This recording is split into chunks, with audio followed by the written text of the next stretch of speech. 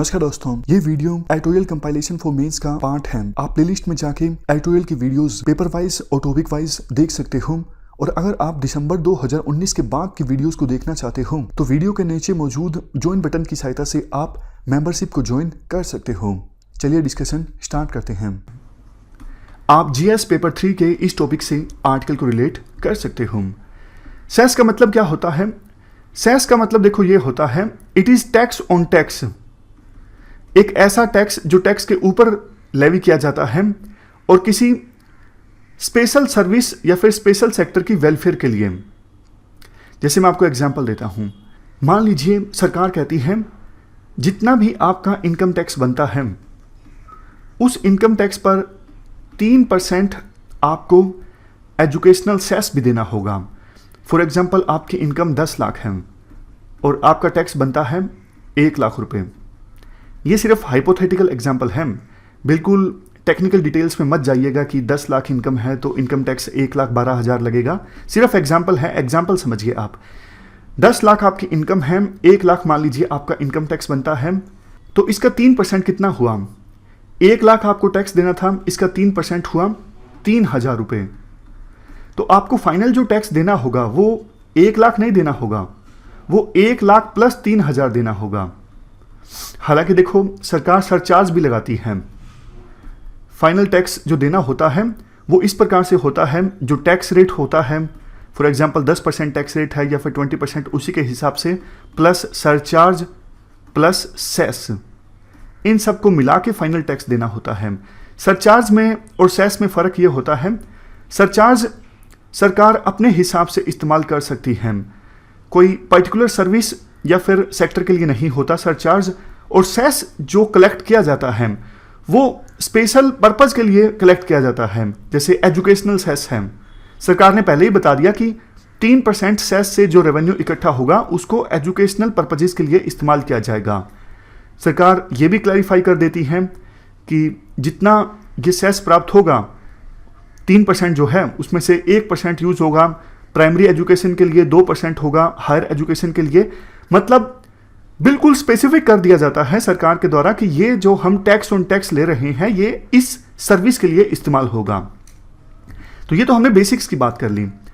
अब इशू ये है, जो ऑडिट किया गया है कैग के द्वारा, उसमें यह कहा गया है फाइनेंस मिनिस्ट्री क्या करती है, पर्टिकुलर पर्पज के लिए सेस कलेक्ट तो कर लेती है लेकिन उसको पर्टिकुलर पर्पज के लिए इस्तेमाल नहीं किया जाता, उसको सरकार डाल देती है कंसोलिडेटेड फंड ऑफ इंडिया में। यह दिक्कत है। जैसे देखो 2018-19 में 35 अलग अलग सेस सरकार ने लगाए थे और इनसे रेवेन्यू प्राप्त हुआ 2,75,000 करोड़। इसमें से देखो सिर्फ 1,64,000 करोड़ जो रेवेन्यू है वो तो जिस फंड में जाना था उस फंड में चला गया। फॉर एग्जाम्पल एजुकेशनल फंड में जाना था, एजुकेशनल फंड में चला गया। लेकिन 40% रेवेन्यू जो सरकार ने सेस के नाम पे वसूला गया वो सरकार ने कंसोलिडेटेड फंड ऑफ इंडिया में डाल दिया गया और जिस पर्पज के लिए ये इकट्ठा किया गया था उस पर्पज के लिए इस्तेमाल किया ही नहीं गया। जैसे यहां पे बताया भी गया है, हेल्थ, एजुकेशन, इंफ्रास्ट्रक्चर के नाम पर सरकार सेस वसूलती है लेकिन उन सेक्टर्स में इन्वेस्ट नहीं किया जाता। जैसे देखो और भी एग्जाम्पल हैं, सरकार क्रूड ऑयल पे सेस वसूलती है। पिछले 10 सालों में 1,25,000 करोड़ रुपए सरकार इकट्ठा कर चुकी है क्रूड ऑयल पे सेस लगा के, लेकिन एक भी पैसा ऑयल इंडस्ट्री डेवलपमेंट बॉडी को नहीं ट्रांसफर किया गया है।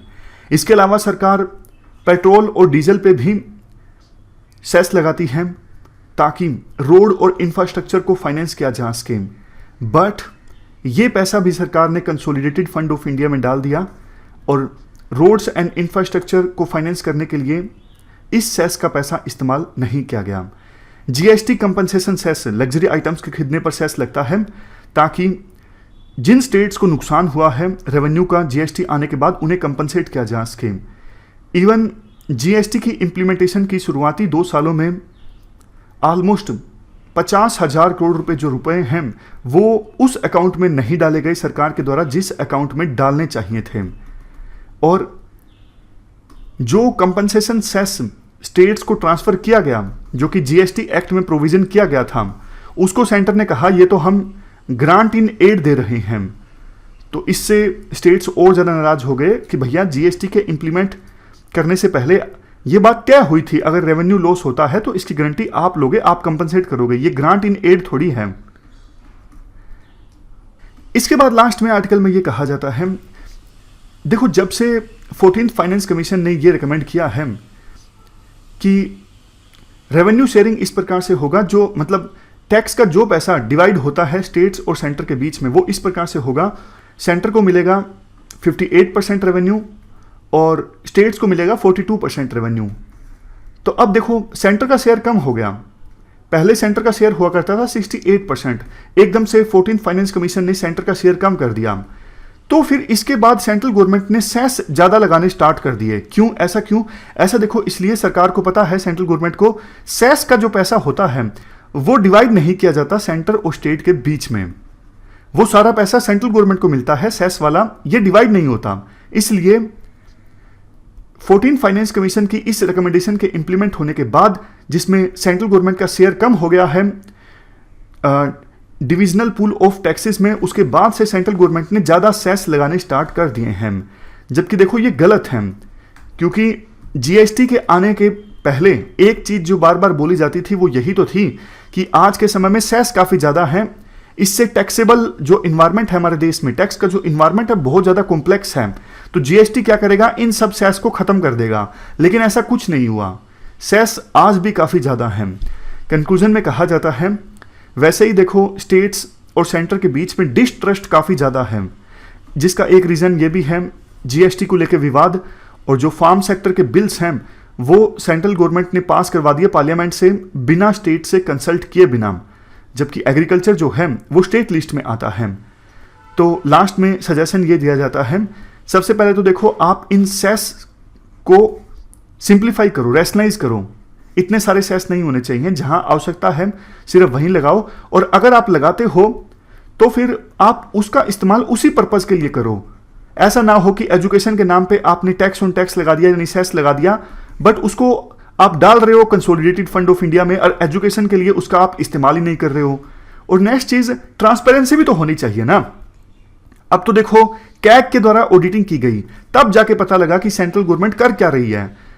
ऐसा नहीं कि कैग जब ऑडिटिंग करे तभी जनता को पता लगे कि किस प्रकार से सेस का पैसा जो है वो इसका इस्तेमाल ही नहीं किया जा रहा है। जनता को भी समय समय पे पता लगना चाहिए ना।